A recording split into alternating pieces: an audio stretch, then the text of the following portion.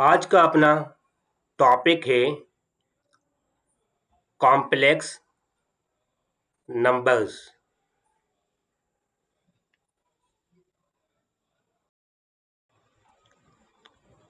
What is a complex number? A complex number is a number that has a real part just like normal numbers on the number line, an imaginary part, a multiple of I where I square equal to -1। ये आपको बताया है कि what is complex number. Complex number आपके पास वो numbers होता है जिसके अंदर रियल पार्ट और इमेजिनरी पार्ट शामिल हो। General form z equal to A plus का बी आयोटा, ये कॉम्प्लेक्स नंबर की जनरल फॉर्म आपके पास गिवन है। A is a real part and B is a imaginary part.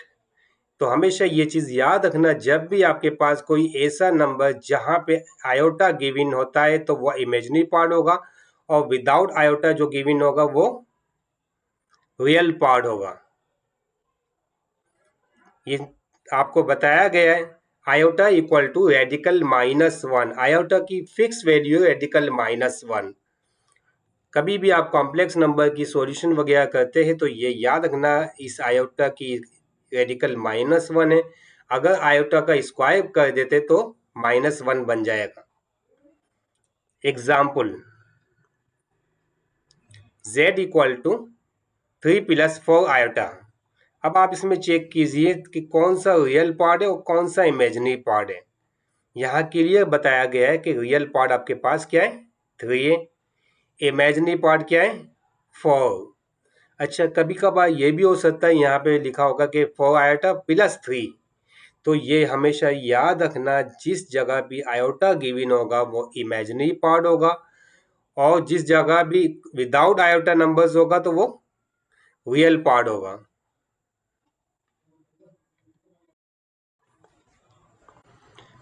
Equality of complex number. अब आप देखिए बिल्कुल सिंपल वर्डिंग में गिवन है, two complex numbers are equal if and only if their real parts are equal and their imaginary parts are equal। तो ये इन्होंने बिल्कुल क्लियर आपको बता दिया है कि जब भी आपके पास कोई भी कॉम्प्लेक्स नंबर इक्वल्स होगा तो इक्वल की क्या निशानी है कि जहां भी आपके पास रियल नंबर होगा वो रियल के नंबर होगा। यानी ये देखो ए किसके इक्वल है सी के इक्वल है, तो यहाँ लिख दिया हमने ए इक्वल टू सी, और ये B iota equal to D iota. Iota imaginary part है तो इसका नंबर्स कौन सा है यहाँ पे B equal to D, then B equal to D. तो हमेशा ये याद रखना, कभी भी कोई नंबर्स हो, कोई वेरिएबल्स हो, कोई भी इसके साथ हो, अगर आयोटा गिवन है तो इमेजिनरी पार्ट इमेजिनरी के इक्वल होगा और रियल पार्ट के इक्वल होगा। क्लियरली आपको बिल्कुल सिंपल वर्ड में ये डेफिनेशन भी गिवन है।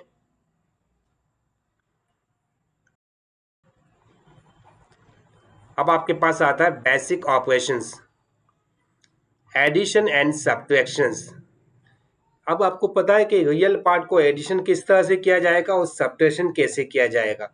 ये सिंपल एक सवाल गिवन है, यहाँ प्लस साइन है, इसका मतलब है ये दोनों आपके पास कॉम्प्लेक्स नंबर का प्लस करना है, एडिशन करना है। अब आपको मालूम है कि ये अगर 3 है तो इसका +1, तो 3 + 1 ये लिख सकते हैं। यहाँ प्लस साइन है तो हमने प्लस साइन लिख दिया। ये 4 -2, 4 -2, क्योंकि ये इमेजिनरी पार्ट इमेजिनरी के साथ होता है तो ये इसके साथ लगा दिया, और ये रियल पार्ट है रियल पार्ट के साथ लगा दिया। अब आपको पता कि 3 + का 1 4 आ गया, प्लस साइन है वैसी की वैसी लिख दिया हमने। अब 4 - का 2 2 आयोटा। अब सेम यही सवाल को मैंने माइनस के साथ लिखा है, क्योंकि आपको पता होना चाहिए अगर एडिशन करते तो क्या आंसर आता है और सब्ट्रैक्शन करते तो क्या डिफरेंस आएगा। अब आप देखिए ये यहाँ पे जैसे हमने प्लस साइन थी तो हमने यहाँ प्लस की लगाई थी निशानी। अब यहाँ देखो 3 - 1, तो 3 - की 1 की निशानी लगा दी। अब ये प्लस की साइन, जो प्लस में बीच में वैल्यू कुछ भी लगा दो, ठीक है। अब ये आपके पास देखिए 4 आयोटा, लेकिन आयोटा हमने बाहर ले लिया, तो ये 4 - 2, लेकिन ये माइनस माइनस क्या हो गया, प्लस, तो ये 4 + 2, तो 3 - 1 आपके पास हो गया 2, ये प्लस साइन आ गई। इसी तरह से 4 + 2 6 आयोटा। तो हमेशा ये याद रखना, आपके पास कभी भी रियल पार्ट हो तो वो रियल पार्ट के साथ ऐड होगा, और जो इमेजिनरी पार्ट होगा वह इमेजिनरी पार्ट के साथ ऐड होगा। बिल्कुल सिंपल सवाल है, एडिशन सब्ट्रैक्शन वाले ही है। Multiplications use distributive law and iota square equal to -1। ये मैंने आपको पहले भी बताया था कि आयोटा स्क्वायर की वैल्यू अब क्या बन जाएगी, -1। अब ये दो आपके पास कॉम्प्लेक्स नंबर है, आपस में इसको क्या करना है, मल्टीप्लाई करना है। जैसे हम पहले मल्टीप्लाई करते हुए आए थे ना, वैसे की वैसी तरीका कि जब दो ब्रैकेट होती है तो उसको मल्टीप्लाई कैसे किया जाए। अब आप देखो, ये जब आपके पास 2 होगा तो ये पूरी ब्रैकेट के साथ मल्टीप्लाई होता है, तो आपको पता है 2 × 4 8 आ गया। अब यही 2 × 5 10 iota, and plus sign 3 × 4 12 iota, and 3 × 5 15, और ये जो आयोटा वो आयोटा है कि आयोटा स्क्वायर बन गया। अब आपको पता है आयोटा स्क्वायर की फिक्स वैल्यू है -1, तो जिस जगह आपके पास आयोटा हो स्क्वायर होगा वहां पे -1 पुट कर देके तो ये आपके पास माइनस का 15 आ जाएगा। अब आप देखिए यहाँ पे हमने क्या किया है, 8 का 8 लिख दिया, और 10 प्लस का 12 आयोटा, दोनों जगह आयोटा था तो इसलिए हमने 22 आयोटा लिख दिया। ये आपके पास आयोटा स्क्वायर में -1 था, तो जो ये प्लस और माइनस, तो माइनस का 15 आ गया। अब आपको पता है ये रियल पार्ट है, यह भी रियल पार्ट है, माइनस का 15 और प्लस का 8 -7 प्लस का 22 आयोटा। ये हमारे पास सिंपल मल्टीप्लिकेशन। अगर कोई आपसे पूछता है इसमें रियल पार्ट कौन सा है, इमेजिनरी पार्ट कौन सा है, तो आपको ये मालूम है ये कौन सा है, गुड, ये रियल पार्ट है। और ये कौन सा नंबर है, इमेजिनरी पार्ट है, क्योंकि ये आयोटा के साथ है।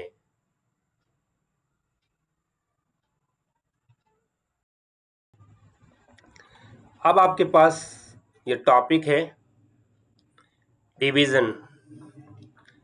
Multiply numerator and denominator by the conjugate of the denominator.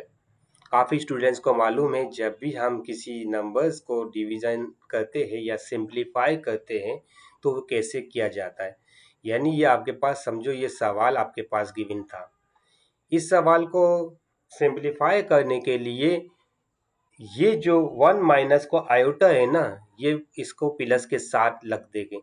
नीचे वाली अगर माइनस साइन है तो प्लस में लिख देना, अगर प्लस साइन है तो माइनस में। उसी नंबर से मल्टीप्लाई करना, उसी नंबर से डिवाइड करना। अब ये एक ब्रैकेट में और ये दूसरी ब्रैकेट है, दोनों को मैंने अलग अलग ब्रैकेट में करके लिख दिया। सेम इसी तरह से ये एक ब्रैकेट है, ये दूसरी ब्रैकेट है, दोनों को अलग अलग करके हमने ब्रैकेट में शो कर दिया। अब ये दो देखिए, दोनों को आपस में मल्टीप्लाई कैसे करना है, जिस तरह से हमने पहले वाले सवाल में मल्टीप्लाई किया था ना, सेम उसी तरह से है। यानी इस नंबर को लेके पूरी ब्रैकेट के साथ मल्टीप्लाई करना, इसके बाद +2 आयोटा ये नंबर्स लेके इस ब्रैकेट के साथ मल्टीप्लाई करना है। ये देखिए हमने यहाँ किया है, ये 3 × 1 3, एंड 3 × आयोटा 3 आयोटा। अब इसी तरह से प्लस का 2 आयोटा को मल्टीप्लाई किया 1 से, देन 2 आयोटा, 2 को मल्टीप्लाई किया 1 के साथ तो ये 2 आयोटा स्क्वायर बन गया। नीचे वाली ब्रैकेट देखिए, 1 - का आयोटा 1 प्लस का आयोटा, a - का b a प्लस का b का फार्मूला है ना, ये a स्क्वायर माइनस का b स्क्वायर। तो इस फॉर्म में भी आप लिख सकते हो, अगर मल्टीप्लाई करते हो तभी भी ये आंसर मिलेगा। अब अगर एक कोई भी ब्रैकेट एक जगह प्लस साइन आ जाए, सेम एक जगह माइनस आ जाए, तो a प्लस का b यानी a प्लस का b a माइनस का b equal to a square plus का b स्क्वायर। तो ये 1 पे स्क्वायर तो 1 ही आएगा, माइनस का आयोटा स्क्वायर बन जाएगा। अब इसी तरह से आपने जैसे पहले किया था, आयोटा स्क्वायर किसके इक्वल है, -1, तो ये आप देखिए माइनस का 2 बन गया, और ये 3 आयोटा प्लस का 2 आयोटा, ये 5 आयोटा बन गया। अब 3 में से 2 माइनस कर दिया तो ये क्या बनेगा, 1 बन गया। देन 5 आयोटा, अब आप यहाँ देखिए माइनस माइनस प्लस, तो ये 1 प्लस 1 2। अब आप देख सकते हो ये माइनस का 1 कहाँ से आया, ये आयोटा स्क्वायर की वैल्यू है। आयोटा स्क्वायर किसके इक्वल है, -1 के, तो माइनस माइनस प्लस हो गया, तो ये आपके पास 2 बन गया। अब इसी तरह से ये आपके पास एक वैल्यूज बनी है 1 प्लस 5 आयोटा। तो ये याद रखना, जब भी आपके पास दो नंबर्स हो उसके नीचे डिनोमिनेटर हो तो दोनों को अलग अलग करके भी हम लिख सकते हैं। ये 1/2 एंड 5/2, जैसे हमने यहाँ लिखा 1/2, ये बीच में प्लस साइन है तो प्लस साइन, एंड 5/2 आयोटा। अब आपको मालूम है कि ये रियल पार्ट क्या है, 1/2 आ गया, इमेजिनरी पार्ट क्या है, 5/2। सवाल को अच्छी तरह से देखना, कभी कभार ये सवाल कहेगा कि आपको इसको सिंप्लीफाई करके इसका रियल पार्ट बताना और इमेजिनरी पार्ट बताना है। तो मुख्तलिफ मैंने तो ये जनरल क्वेश्चंस बनाए उसमें सॉल्व किया है, तो जब आप ये सवाल समझ लोगे तो मैं समझता हूँ आप किसी भी बुक को उठाओगे, अगर इसमें इस किस्म के कोई सवाल होंगे तो आप इजीली सॉल्व कर सकते हो। अब आप यहाँ देखिए कॉम्प्लेक्स कॉन्जुगेट। कॉम्प्लेक्स कॉन्जुगेट को सबको मालूम है, the conjugate of z equal to a plus B iota is, ये देखिए कॉम्प्लेक्स कॉन्जुगेट, z के ऊपर एक कॉन्जुगेट की निशानी आपके पास आ गई, इक्वल टू a माइनस का b आयोटा। अगर यहाँ प्लस साइन है तो यहाँ क्या आ जाएगा, माइनस साइन आ जाएगा। गुड। अगर यहाँ माइनस होता तो यहाँ पे क्या बनेगा, फिर प्लस बन जाता। ठीक है ना, तो हमेशा ये याद रखना, कभी भी कोई सवाल ये आपके पास एमसीक्यूज में भी आ सकते हैं कि इसका कॉन्जुगेट क्या बनेगा। तो हमेशा ये बात याद रखना, जब भी आपके पास कोई सवाल के अंदर इमेजिनरी पार्ट के अंदर अगर प्लस साइन है तो यहाँ पे माइनस साइन आ जाएगी, अगर यह माइनस है तो प्लस साइन आ जाएगी। Useful for division of complex number, magnitude calculation. अब आपको देखिए इसने कहा है कि मॉड्यूलस निकालना है, मॉड्यूलस कह दो या मैग्नीट्यूड कह दो, दोनों का मेन सेम पर्पस। तो ये इसका फार्मूला है z equal to radical a square plus b square. सबको अब पता चल गया होगा ये a की वैल्यू कौन सी है, ये 3 आ गया। एग्जाम्पल आपके पास गिवन है z equal to 3 plus 4 iota. अगर आपको ने इसका मैग्नीट्यूड निकालना है या मॉड्यूलस निकालना है, इस सवाल का मैग्नीट्यूड या मॉड्यूलस निकालते तो ये अकॉर्डिंग टू दिस फार्मूला, इस फार्मूले के मुताबिक आपने वैल्यू को पुटअप करनी है। ये देखो यहाँ पे हमने 3 पुट कर दिया स्क्वायर फार्मूले के मुताबिक, प्लस साइन है तो प्लस लगा दिया, इसके बाद इमेजिनरी पार्ट यानी b की वैल्यू क्या है 4 स्क्वायर। तो ये आयोटा नहीं लिखना है, ये क्योंकि कॉम्प्लेक्स नंबर की निशानी है यहाँ पे जो आयोटा शो करता है, ये सिंपल इसके नंबर्स लिखने हैं 3 स्क्वायर प्लस 4 स्क्वायर। अब ये सिंप्लीफिकेशन तो आप सब इजीली कर सकते हो, 3 3 ज़ा 9 प्लस 4 4 ज़ा 16, 9 प्लस का 16 25। अब 25 का स्क्वायर रूट निकालेंगे तो क्या बनेगा, 5 बनेगा। गुड, ये स्टेप आप थोड़ा सा फॉलो करना क्योंकि बिल्कुल सिंपल स्टेप थे। तो इसके बाद आपने इसका आंसर निकालना है।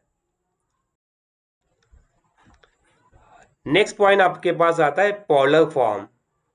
Any complex number can be written as z equal to r cos theta plus iota sin theta, where r equal to,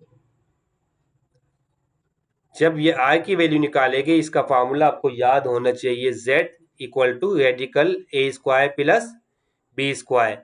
अब ये आप देखिए ये मैग्नीट्यूड की निशानी है ना रेडिकल, इसी तरह से रेडिकल का ये फार्मूला आपको याद होना चाहिए। अब इसको याद होने के बाद इसकी वैल्यू को पुटअप करनी है आपने।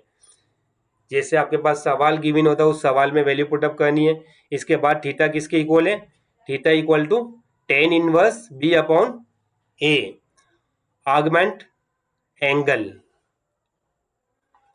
ये पॉलर फॉर्म का आपने ये फार्मूला, बेसिक फार्मूला है, वो हमेशा याद रखना, क्योंकि इससे कंसर्न कभी भी आपके पास सवाल आएगा तो उसको सवाल को कैसे सॉल्व करना है। Short form using Euler's formula, z equal to r e iota theta.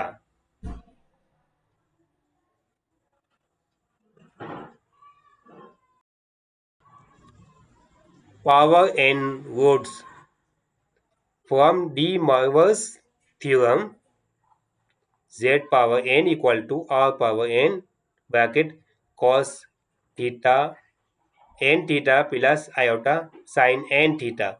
ये भी आपका देखिए डी मोइवर्स थ्योरम का ये कंडीशन है जहाँ पे आपने ये फार्मूले को याद करना हमेशा। इसका भी हम इस्तेमाल बताएंगे आगे किस तरह से होगा। इसी तरह से इसका अगर कोई रूट्स निकालना है तो रूट्स को कैसे निकाला जाता है, ये z की पावर के n are one upon n, क्योंकि यहाँ पर देखिए आपके पास n गिवन था, तो जब ये n इधर मूव होगा तो one upon n both sides को डिवाइड कर देंगे। जब both side one upon n से ये डिवाइड हो गया तो ये आपके पास क्या बन गया? वन अपॉन n यहाँ बच गया, क्योंकि ये वाला आपके पास क्या बना है, ये इस पे कन्वर्ट हो गया। प्लस अब आपके यहाँ देखिए एन थीटा आ गई आपके पास, तो थीटा प्लस का 2 k pi upon n plus iota sine theta 2 k pi upon n। ये फार्मूला आपने याद रखना, ताकि इस फार्मूले को हम कैसे यूज करेंगे फिर आगे कैलकुलेशन में हम देखेंगे। वी आर के इक्वल टू 0 1 2 3, आपके पास ये जो भी नंबर्स है वो 0 से स्टार्ट होगा, यानी इंटीजर्स नंबर। इंटीजर में हम आपके पास निगेटिव भी आ सकते हैं, तो होल नंबर से स्टार्ट करना है, ठीक है ना। 0 1 2 3 4 जो भी इसकी वैल्यूज आएगी वो आपके सिंप्लीफाई करना होगा।